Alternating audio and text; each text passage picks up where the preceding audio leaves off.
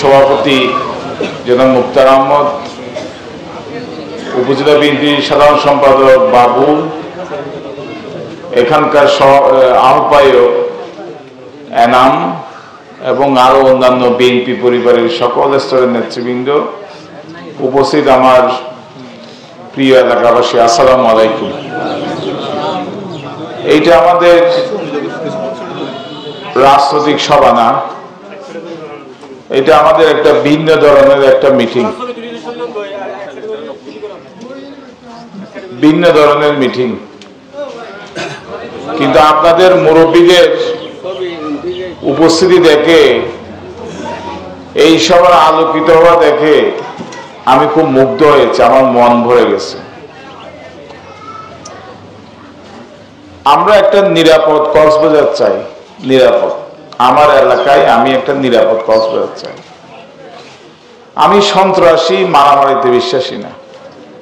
আমি মানুষের ভালোবাসা নিয়ে, মানুষের সমর্থন নিয়ে রাজনীতি করতে চাই এবং সততা নিয়ে যা বলি কমিটমেন্ট অনুযায়ী তাই করি, এই সততা নিয়ে আমি রাজনীতি করতে চাই।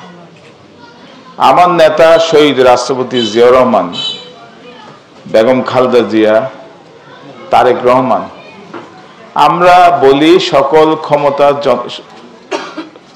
ক্ষমতার উৎস হলো জনগণ। জনগণের ভালোবাসা, জনগণের সমর্থন নিয়েই বিএনপি 15 বছর পর্যন্ত বিএনপিকে দমাতে চেয়েছিল, বিএনপিকে নষ্ট করতে চেয়েছিল, কিন্তু বিএনপি দমে নাই। এই পর্যন্ত যত দল বিএনপির সাথে ষড়যন্ত্র করেছে, এর আগে এরশাদ 9 বছর বিএনপিকে দমাতে চেয়েছিল, কিন্তু বিএনপি দমে নাই। এরশাদেই পতন হয়ে গেছে, এরশাদেই চলে গেছে। এরপর আওয়ামী লীগ বিএনপিকে দমাতে চেয়েছিল।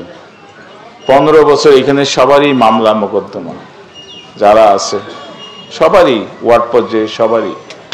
যখন এই নির্বাচন হয় 30-35টা মামলা দেয়, খামাকা মামলা, এবং সবাইকে আসামি করে।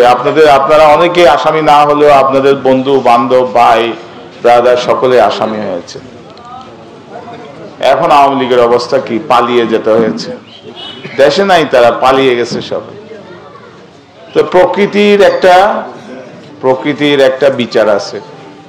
আপনি যতটুকু ক্ষতি করবেন মানুষকে, আপনি ততটুকু ক্ষতিগ্রস্ত হবেন। আল্লাহর বিচার, প্রকৃতি আল্লাহর বিচার। এই পর্যন্ত যারাই করেছে তারাই ধ্বংস হয়ে গেছে। আমরা সেইভাবে রাজনীতি করতে চাই না। আমরা একটা উদার গণতান্ত্রিক রাষ্ট্র দিতে চাই।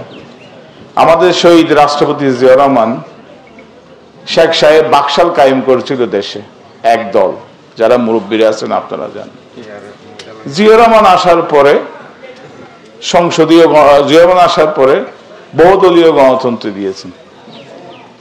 এরপর এরশাদ ক্ষমতায় আসার পর দেশে স্বৈরা শাসন চালু করে, আর বেগম খালেদা জিয়া এসে কি করলেন?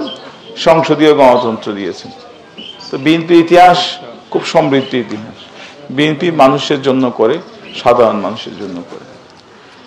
আপনারা একটা জিনিস মনে রাখবেন যে এখানে অনেক দেশের পন্থী, অনেক পন্থী।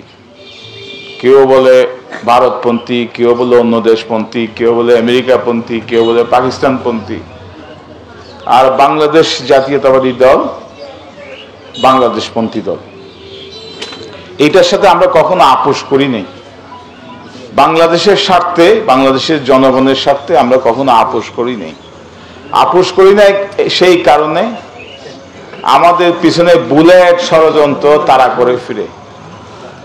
শহীদ রাষ্ট্রপতি জিয়াউর রহমান 3.5 বছরের মাথায় শহীদ হয়েছেন, কারণ তিনি জাতীয়তাবাদী ছিলেন।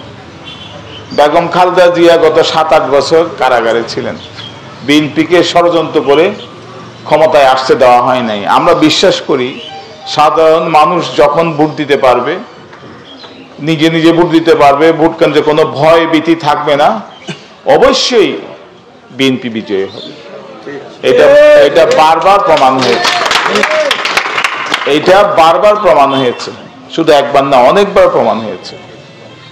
91-তে হাসিনা ভারত গিয়েছিল, জিজ্ঞেস করেছিল আপনার প্রতিদ্বন্দ্বীকে, বলে আমার কোনো প্রতিদ্বন্দ্বী নাই, তবে আমার বিএনপি 10টা সিট পাবে, জামাত হয়তো 20টা সিট পাইতে পারে। 91-তে যারা ভোট দিয়েছেন মনে আছে, এইসব কথা বলতো। কিন্তু যেই মানুষ ভোট দিতে পেরেছে এবং খালেদা জিয়ার নেতৃত্বে বিএনপি সরকার গঠন করেছে, এটা আল্লাহ মানে আল্লাহর তো রহমত আছেই, আপনাদের ভালোবাসার কারণে, সাধারণ মানুষের ভালোবাসার কারণে এটা হয়েছে।